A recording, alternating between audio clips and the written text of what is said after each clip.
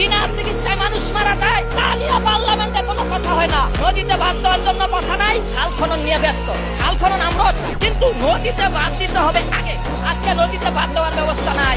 আমার নেতা বরিশালের এমপি, আমার নেতা আব্দুল জলিল সাহেবের প্রতিদ্বন্দ্বী বিএনপি নেতা পাশ করছে, আমরা তার পাশে ছিলাম। এখন সেই মন্ত্রী চাই নদীতে বাঁধ দেওয়া হোক বরিশালে, কিন্তু নদীতে বাঁধ দেওয়ার প্রজেক্ট চালু হয় না কেন? আমি বিএনপি বুঝি না, আমি আওয়ামী লীগ বুঝি না, জামাত বুঝি না, এনসিপি বুঝি না। এই দেশের রিকশাওয়ালা, ভ্যান শ্রমিক, কৃষক শ্রমিক, এই দেশের অসহায় মানুষ যদি তাদের অধিকার না পায়, আমি কোন দলের দালালি করতে পারবো না। আমি কোন দলের বিরুদ্ধ বলি না, পক্ষ বলি না।